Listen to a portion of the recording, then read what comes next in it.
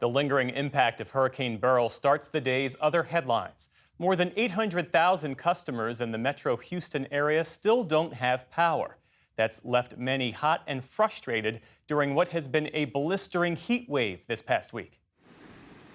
With no power and no air conditioning, and perhaps none before next week, many residents in and around Houston are reaching their own boiling points.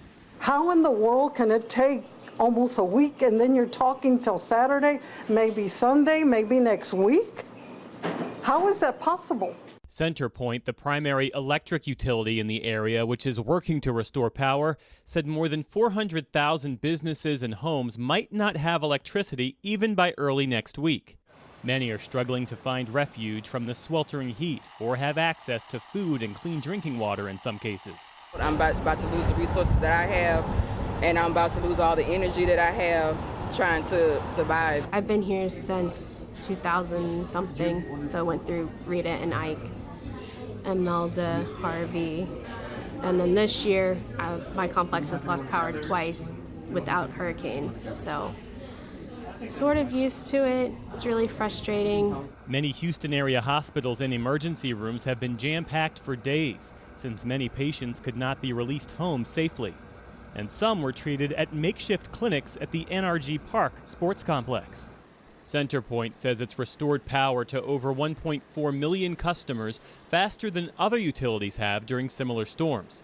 It also says it pledges to restore power to 80% of those who were affected by Sunday night.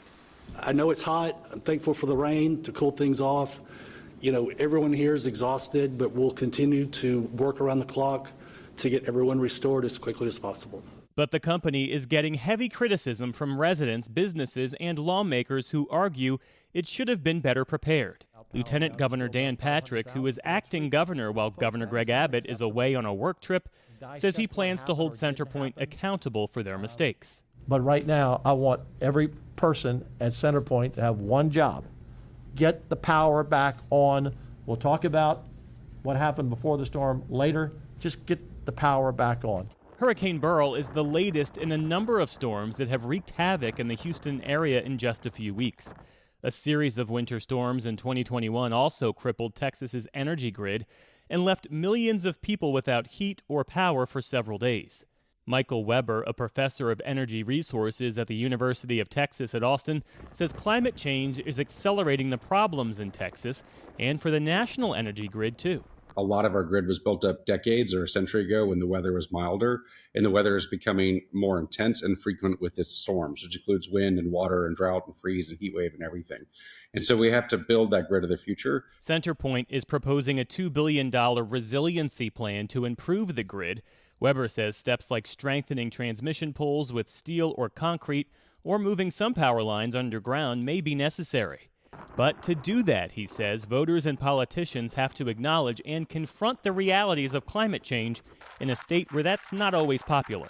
The investments to harden the grid are expensive. They cost billions of dollars, but they save lives and they avoid outages and they save money in the long run.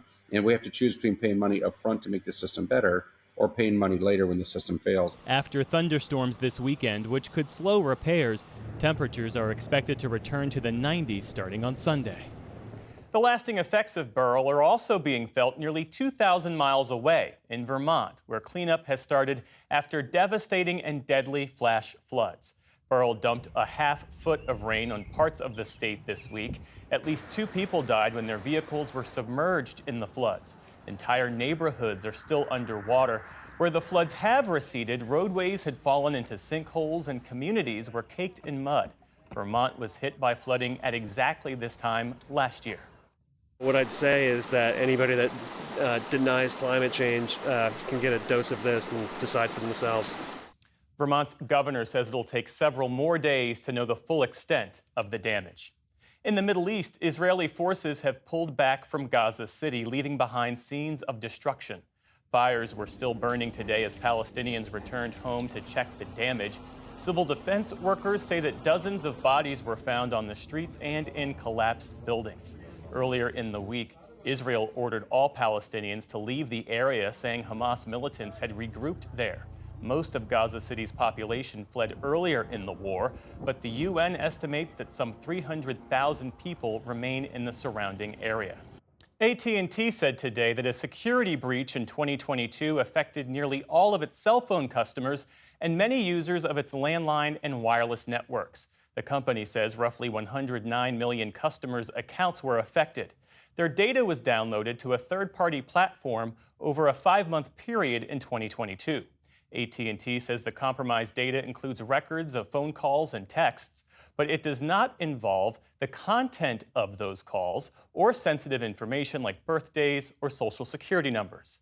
In New Mexico, the judge in Alec Baldwin's involuntary manslaughter trial has dismissed the case against him. Baldwin's defense team had alleged that prosecutors hid evidence about the ammunition that killed the cinematographer on the film Rust in 2021. Baldwin had been holding the gun when it went off during rehearsals. Judge Mary Marlowe Sommer agreed with the defense, saying that, quote, "the sanction of dismissal is the only warranted remedy."